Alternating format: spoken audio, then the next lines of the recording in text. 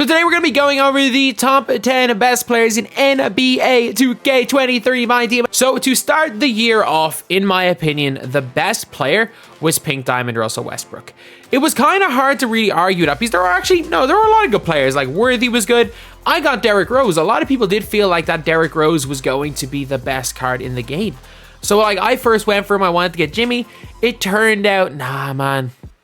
Westbrook just had different dunk animations.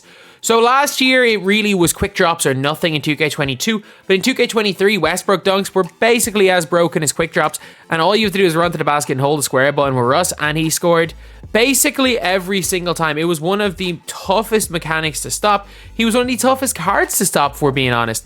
A player that a lot of people really hated coming up against, and a lot of people really regretted not getting him. Like, I didn't necessarily regret it because I didn't really play the game enough that I really cared, and I got Derrick Rose anyway, who, look, he was a good alternative, I guess.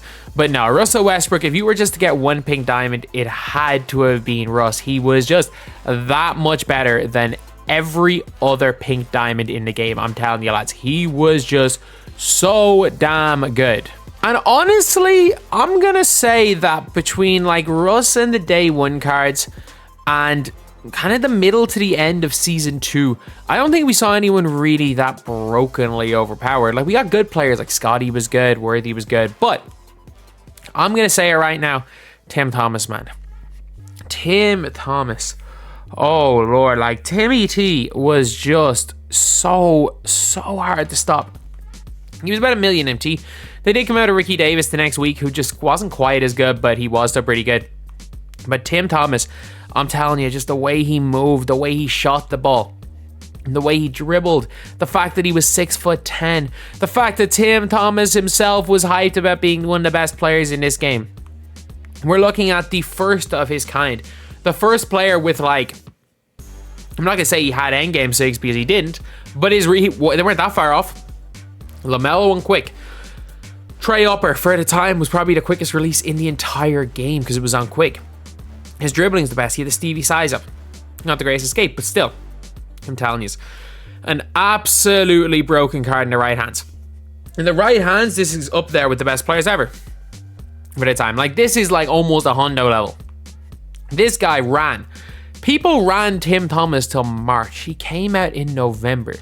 We have never seen longevity like this other than a guy we're going to talk about a bit later.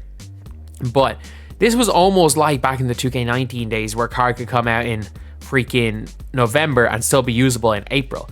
If you knew how to use Tim Thomas and you still want to use that pink diamond Tim Thomas right now, you still can. He is that good. One of the best and one of the defining players of this game. There aren't going to be too many guys that I would say, quote unquote, define a game.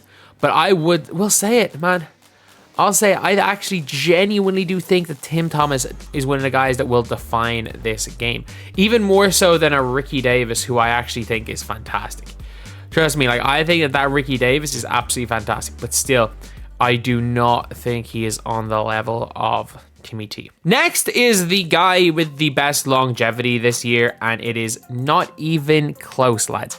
It is not even close. We all know that the longevity award, the best player in all of NBA 2K23, lads, every single one of us watching this video, we all know that it's Yao Ming. Yao Ming is he just kind of summed up how broken this game was. They gave the dude 80 speed. He did not need 80 speed. If they gave him 60 speed, he was the best center in the game, but they gave him 80 speed. That just meant that he was faster than almost every other center in the game because he was 7'6". He was stronger. He moved better. There were no real flaws to this card, and he was just a different level to everybody else. I'm telling you, like, there are levels to things in 2K. There is Yao Ming. There is Yao Ming, there's never been a card that... Yao Ming came out on, like, 20th of January. 3 months later, on, like, the 20th of April, Yao was still the best center in the game.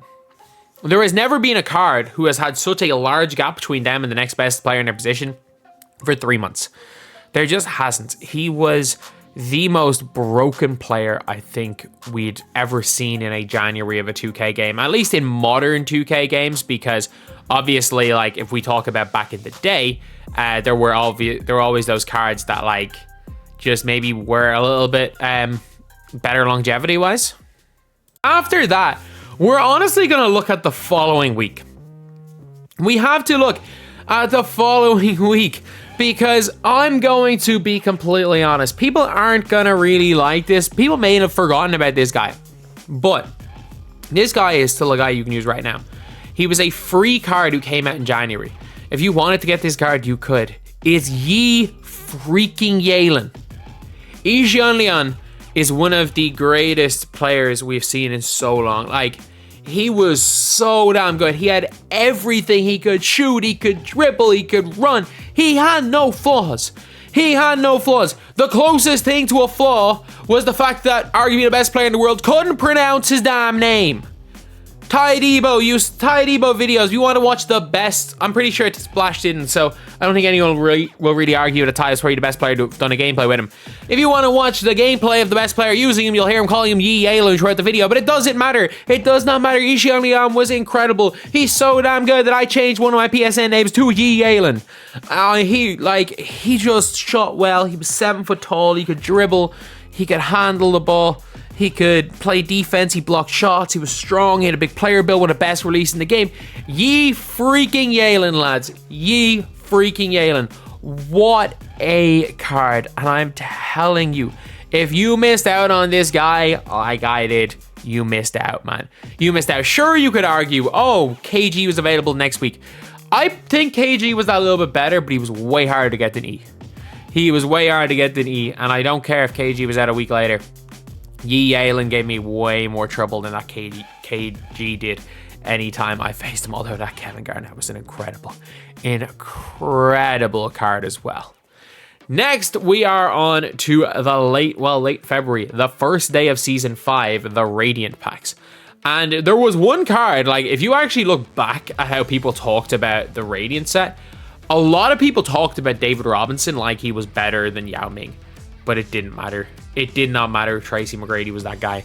T-Mac was not only that guy, he's still that guy. We knew it at the time. He had one of the best uppers in the game with the best base in the game. We knew it at the time that Tracy McGrady was not far off an endgame player. Like, people genuinely were calling that like an endgame card. And with his SIGs and everything, I'm telling you, he wasn't far off. He wasn't. He shot the ball. He dribbled it. He had the Curry slide. I'll tell you, the Curry slide is one of my favorite things in this game. It's because of the way you can get separation off it. You can get a huge amount of separation off the Curry slide that you can't really get from other animations. But I will say it, like, there are a lot of positive things about this card, and still to this day, if you want to use Tracy McGrady, you can. I'm telling you, if you want to use T-Mac, he's a perfectly good card to use. An absolutely incredible option to shooting guard, even now. Like Pink Diamond Taco, it's such a tough one to talk about this guy, because on the one hand, he kind of sucked, but on the other hand, he was unguardable. The guy's stats were terrible. He was just unguardable. Nobody missed with him. He had a low 3-point rating. It didn't matter. You couldn't miss. He was only able to play power forward. He was why was out of position Taco here in March. It doesn't make sense. The guy came out on the 17th of March, lads. You know what? Instead of giving a St. Patrick's Day card, 2K gave us Taco Fall for some reason. I don't get it. I really don't get it. But 2K decided to go and do that. They just did. He was unguardable. I'm sorry. The man was unguardable. You could not live with him. He just drop-stepped you, dunked, drop-stepped you, dunked, drop-stepped you, dunked, drop-stepped you, dunked. If you hit, he could also hit in the pop. He was also big enough that you couldn't really ISO on him too much. I know we've seen Kevin Cruz's montage ISOing on him. Trust me, it's a lot harder to ISO on him than it seemed. He was just broken. He was an absolutely broken card, and the reason why he's on this list, and I'm just going to say this, like Manute Bol, his first Dark Matter isn't on the list, is, funnily enough, Hero Manute Bol. I always felt that if you put Taco on Manute Bol, Taco could do a job on him. The problem was that the only player that could guard Taco was either Yao or Taco himself. And Taco was the only power forward. So if you played Yao and Taco, you couldn't guard. You just one of them you can't guard, and the other one can stay on the perimeter and shoot threes.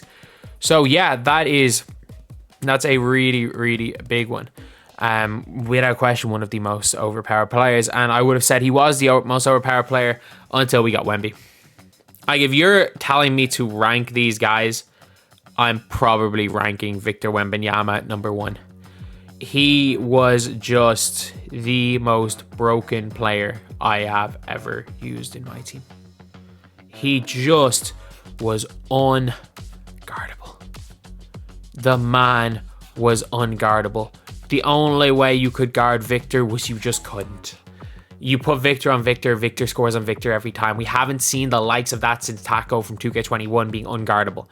The problem was Victor also played defense, whereas Taco was the worst defender in that game. Victor plays defense this game. If you know how to shoot that big Curry slide, invincible Victor, better than endgame Victor. So not Curry slide, the tray fade. I don't know why I call it Curry slide. He's just better. He's just so tough to stop. I feel bad for anyone who's come up against this Victor.